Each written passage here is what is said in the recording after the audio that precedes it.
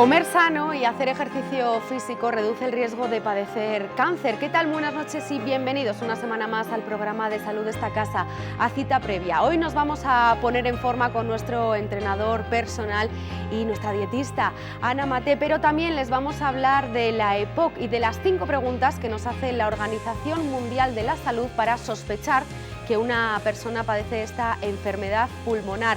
Además, conocemos cómo están preparadas las unidades neonatales para atender a los bebés prematuros.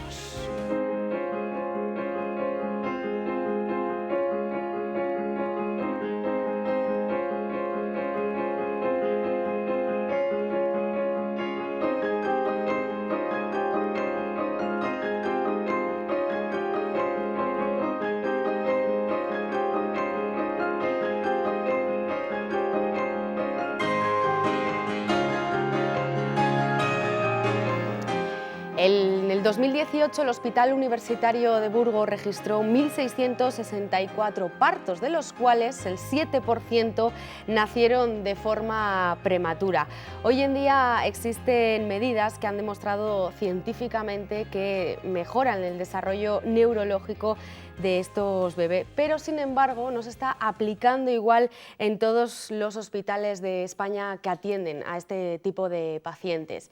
Está hoy aquí con nosotros esta noche Juan Arnaiz. Buenas noches, Juan. Buenas noches. Él es director de la Fundación Nene, que lucha, ¿no?, por esas unidades, por esas medidas que luego nos va a explicar, y además es pediatra neonatal del Hospital Universitario de Burgos. Son como un 7%, es alto, ¿no?, el porcentaje de niños prematuros, pero no es que haya aumentado, ¿no? Se ha mantenido la cifra, lo que pasa es que parece que ahora lo estamos oyendo más, Juan. Eso es, no ha aumentado, pero bueno, un 7% para unidades a lo mejor pequeñas como la nuestra del Hospital Universitario de Burgos no es mucho, pero es un número considerable, especialmente los gran prematuros, que es algo más bajo, es un 1%, pero al final tener 25 niños, alrededor de 25 niños a lo largo del año, por debajo, en torno a 1.500, por debajo de ese peso, pues es una cantidad importante. Hablamos de prematuros cuando nacen antes, ¿no?, de la semana 38, y el gran prematuro, ¿cuándo nace? Eso es, prematuro es el que nace, debemos nacer entre la 37 y la 41, digamos, y por debajo de 37 es prematuro, por debajo de 28 consideramos gran prematuro, especialmente porque está sometido a más riesgos de complicaciones durante el ingreso. ¿Cuáles pueden ser hoy en día las causas de, pues de que los partos se adelanten? Pues causas, por desgracia, en muchos casos no se conoce, y desde que disponemos de una vigilancia obstétrica mucho mejor, es verdad que los niños llegan a un parto mejor, pero hay un porcentaje de niños que se ponen de parto antes de tiempo, o de mamás que se ponen de parto antes de tiempo, no se conoce bien. A veces es una infección, otras veces son situaciones de placentas un poquito más problemáticas, se sabe que hay riesgos en las madres más añosas, con más tensión más alta, diabetes, pero en muchos casos no se conoce bien. ¿El estrés en la madre puede ser una de las causas? El estrés puede ser en cuanto que altera la dinámica del embarazo. En ese sentido sí puede serlo. Comentabas que los grandes prematuros nacen con la semana 27, ¿no?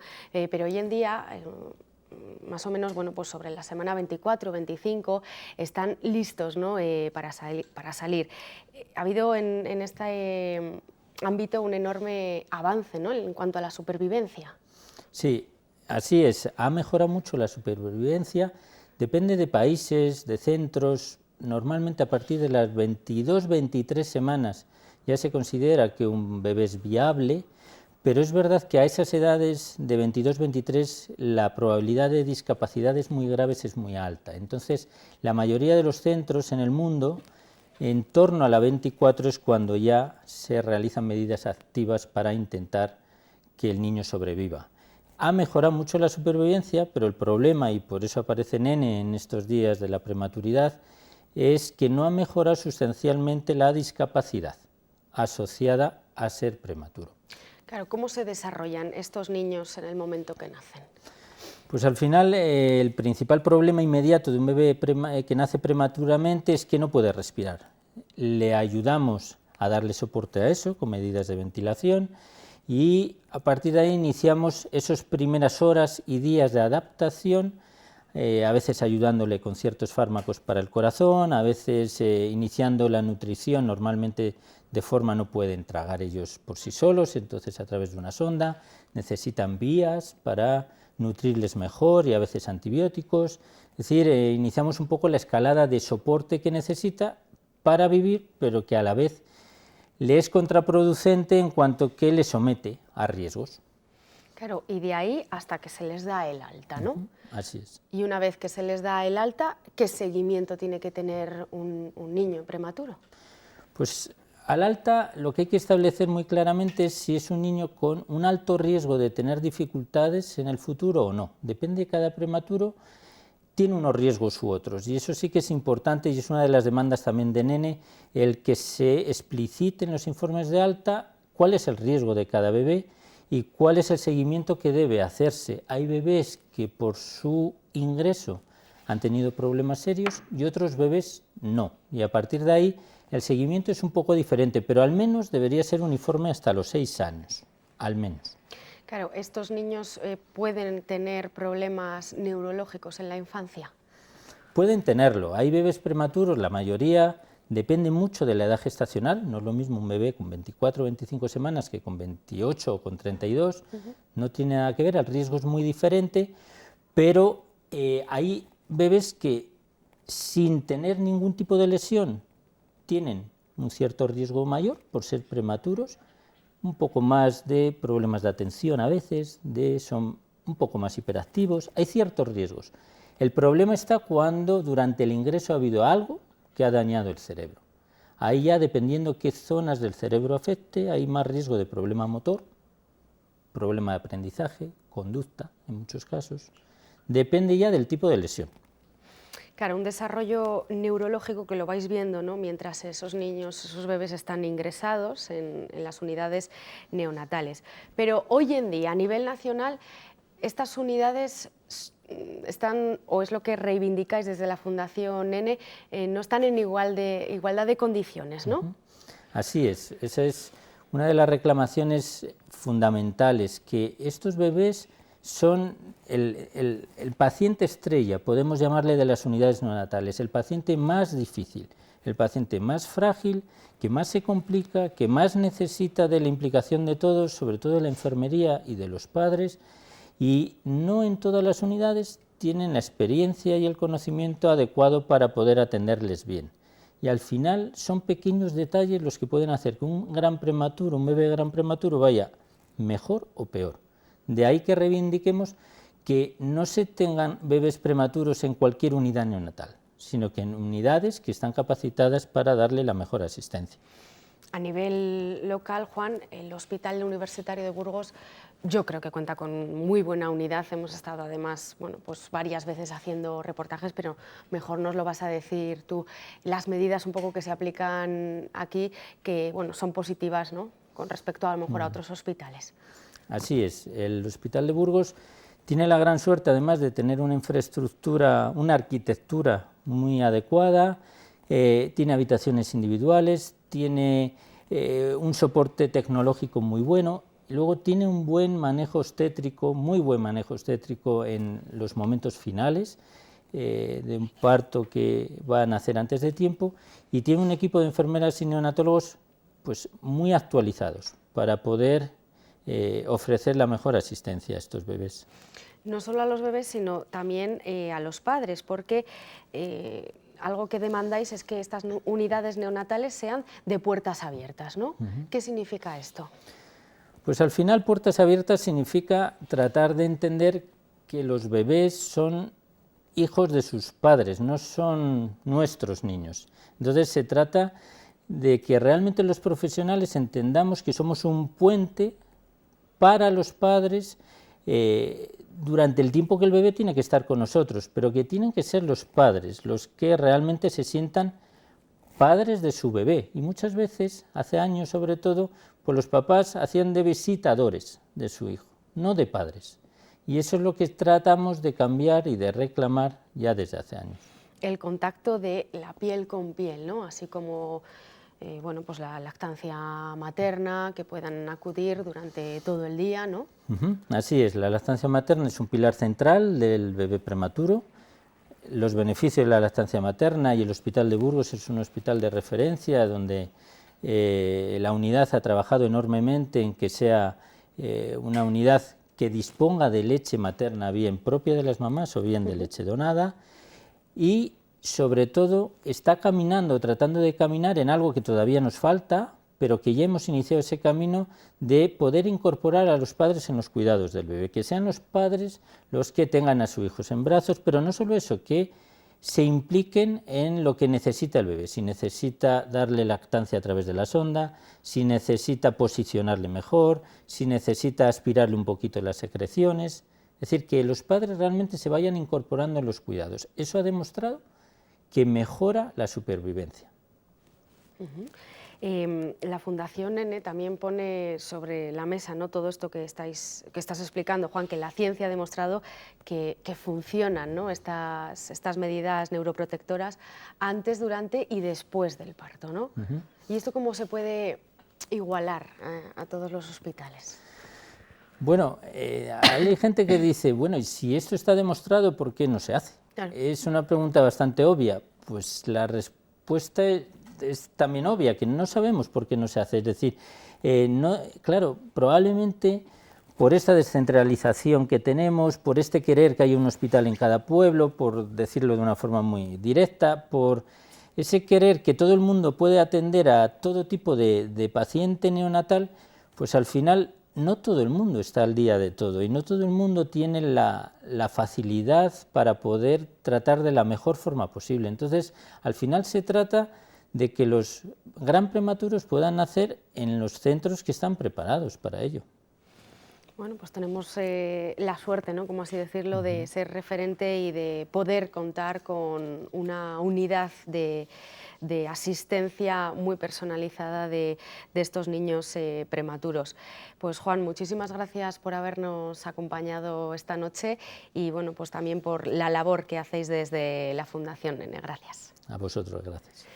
Vamos ahora a ver un reportaje, y es que esta semana se ha celebrado el Día Mundial de la EPOC, la enfermedad pulmonar obstructiva crónica. Los especialistas advierten del consumo de tabaco como el mayor factor desencadenante de esta patología.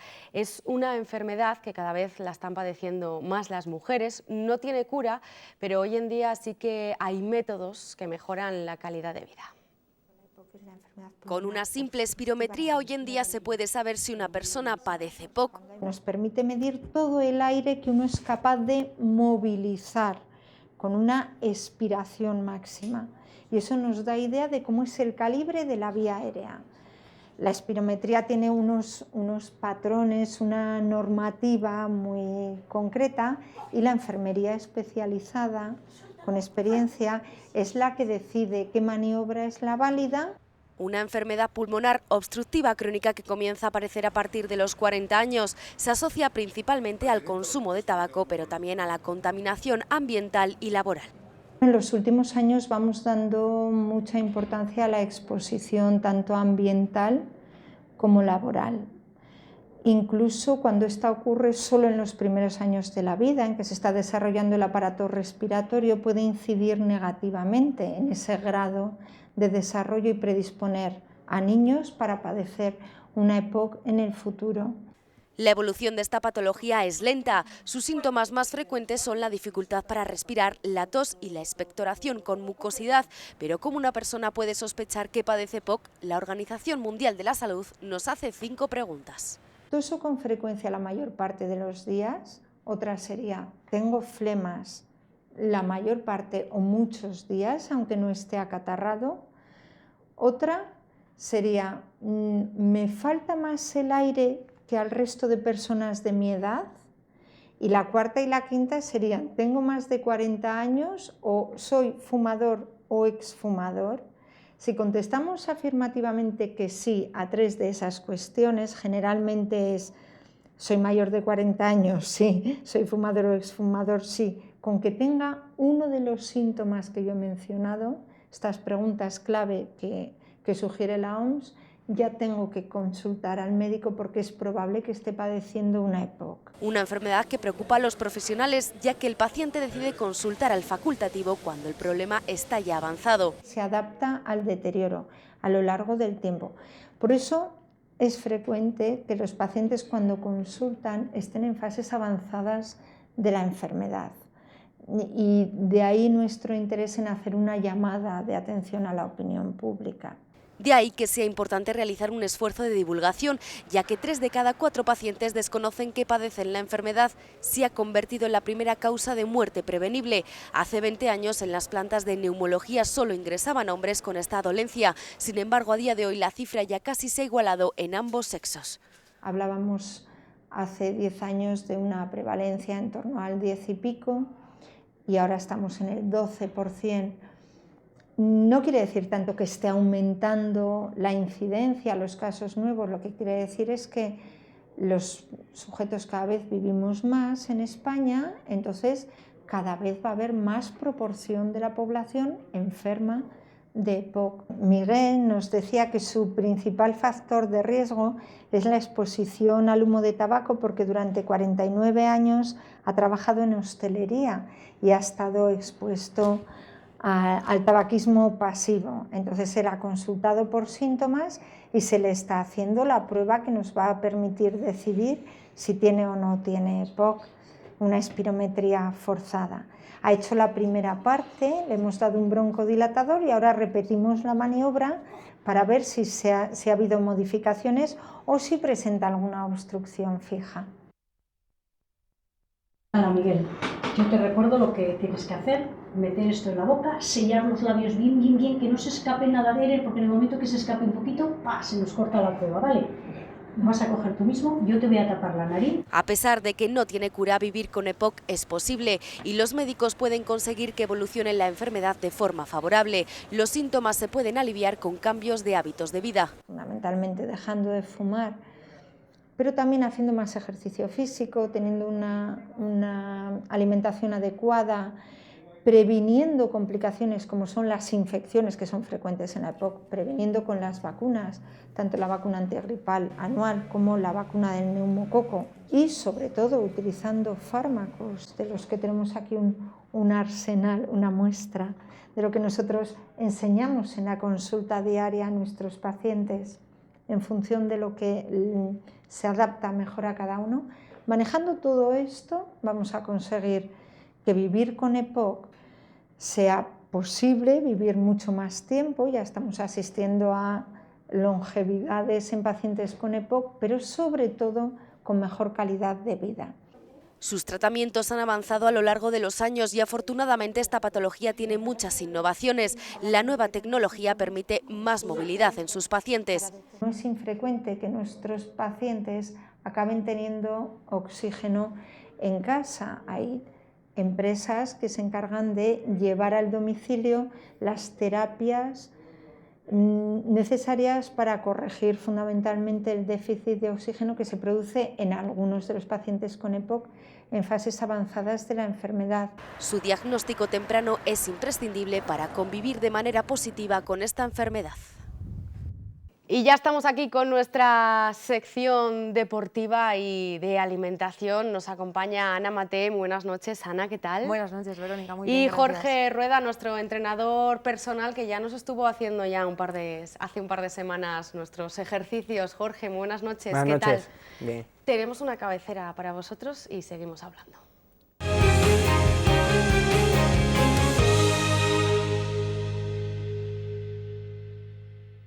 Hoy vamos a hablar de que comer sanamente y tener actividad física de forma constante reduce el riesgo de padecer cáncer. Y es que el sedentarismo es, bueno, pues como estamos diciendo, un factor de riesgo para poder llegar a tener esta enfermedad, ¿verdad, Ana?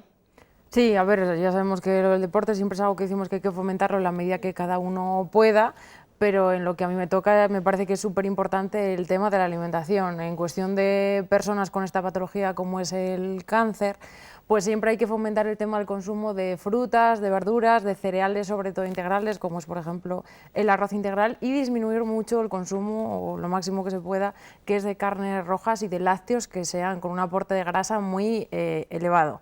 También es muy importante el tema del control del peso. Al día de hoy, por ejemplo, con este mes que se habla del tema del cáncer de próstata, se ha visto y hay factores que dicen que los hombres que tienen un sobrepeso tienen una mayor predisposición a poder padecer este tipo de cáncer. Por tanto, todos aquellos hombres que estén por un índice de masa corporal por encima del 30%, pues se sabe que puede tener un poquito más de predisposición. Eso es. Y el tema de alimentación, pues bueno, al final es algo muy importante porque es algo con lo cual podemos controlar, hacer que esa glándula no se inflame, y la gente de por sí es algo que al día de hoy pues no tiene mucho en cuenta, la verdad. Y Jorge está muy unido a esa campaña Movember, porque ya no se nos hace raro, hace 2 semanas hablamos de ello con un miembro de esta fundación, el bigote, ¿verdad? Sabemos que va relacionado con ese donativo al cáncer de próstata que estamos hablando. Sí, claro, va relacionado a ese donativo al cáncer de próstata, y también se ha incluido en la salud mental del hombre a través del suicidio, y hay una campaña bastante fuerte que empezó en Australia y bueno, en España se está llevando a cabo muy bien y sigue creciendo poco a poco, así que todas estas iniciativas son muy positivas. El ejercicio, la actividad física es muy importante a pesar, ¿no?, de poder padecer un cáncer. Sí, claro, como ha dicho Ana, el regular nivel de grasa es súper importante a la hora de prevenir todo este tipo de enfermedades. A partir del ejercicio físico, ya sea aeróbico, de fuerza, podemos guiar a una persona a un estado de salud óptimo. A partir de ahí, la prevención nos va a ayudar muchísimo. Va a reducir el riesgo de lesión, de enfermedad entre un 20 y un 30%. Está visto en cáncer de próstata, también cáncer de mama. Claro, estamos hablando de reduce el riesgo de padecerlo de forma constante el ejercicio.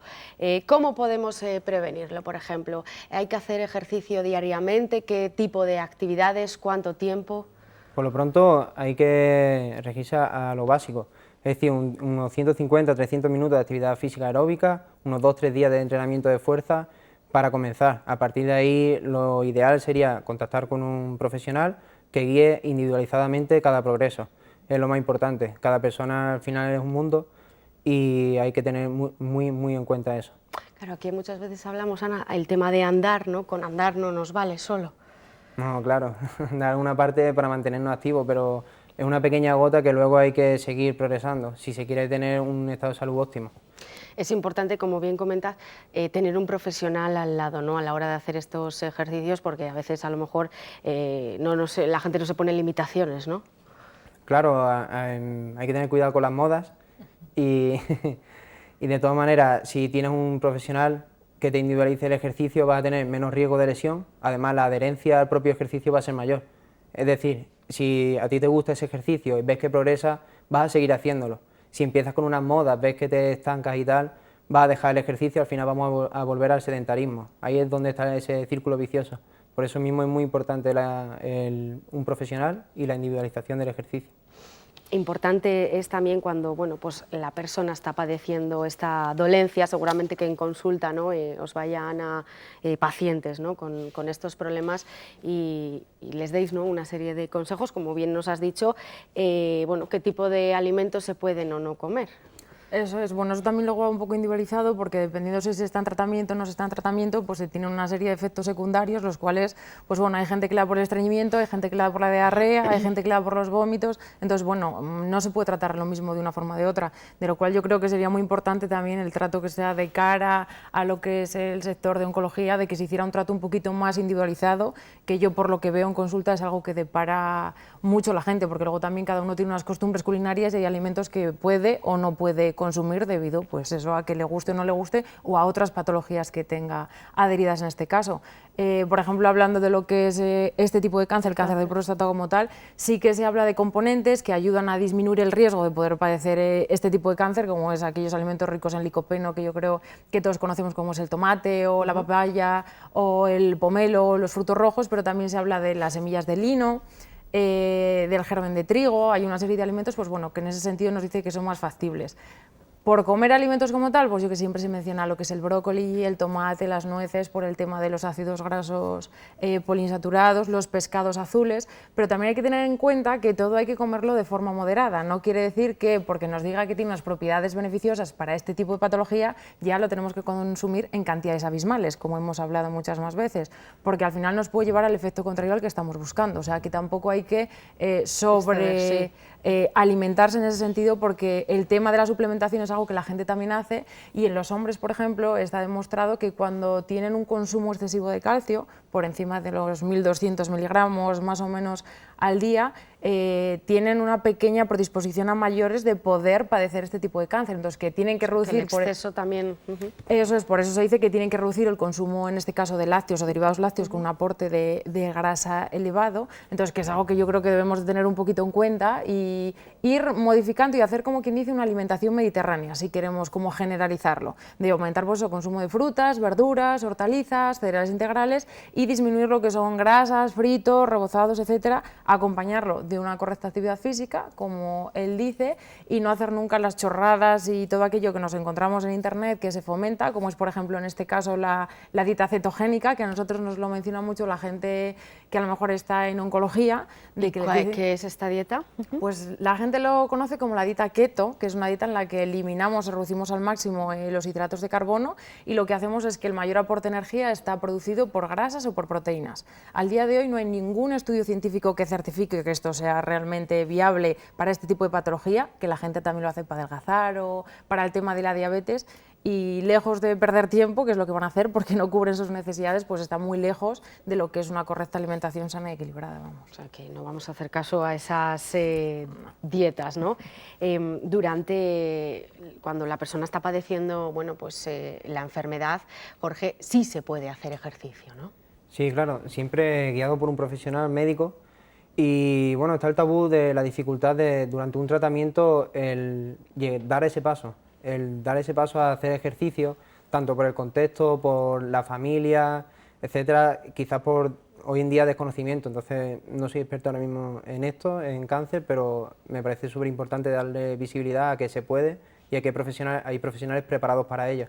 Entonces se ha visto que el ejercicio de fuerza es súper importante, ya que en tratamiento pierde masa muscular, puede ganar porcentaje graso, y es súper importante para mantener esa masa muscular y sobre todo esa función que te va a dar calidad de vida. También el ejercicio cardiorrespiratorio o aeróbico es súper importante, porque también se ve que después de los tratamientos y durante hay una pérdida de nivel de cardiorrespiratorio, lo cual es imprescindible recuperar, ya sea durante y post tratamiento. Al final lo que engloba todo esto es que te va a dar una calidad de vida que al fin y al cabo es lo que vas a valorar más y lo que más útil te va a ser para ti. Y al final, bueno, en este tipo de tumores de los que estamos hablando, de la campaña Movember, que es el cáncer de próstata, está sucediendo además en jóvenes, ¿no? En hombres relativamente jóvenes, y de ahí, ¿no?, esa calidad de vida que tienen que seguir teniendo, ¿no? Y mentalmente también, claro. Claro, ya no nos metemos en aspectos físicos, sino que como entrenadores tenemos mucho en cuenta la percepción de los diferentes sujetos sobre su calidad de vida, sobre su estado de ánimo. El ejercicio es bien sabido que disminuye el estrés, mejora la percepción de simpatía, mejora la calidad de relaciones sociales. Entonces no es solo el aspecto físico, sino englobar todo lo que es la persona. Al final, junto con nutrición, junto con un médico especialista, le vamos a dar el mejor camino a esa persona. Pues Ana, Jorge, muchísimas gracias por habernos acompañado. Nos pondremos en forma, aunque nos ha dicho mucho entrenamiento semanal, ¿no? Jorge, 3 veces, bueno, lo que vayamos haciendo, pero que volveremos a estar con vosotros para que podamos hacer esos ejercicios desde casa.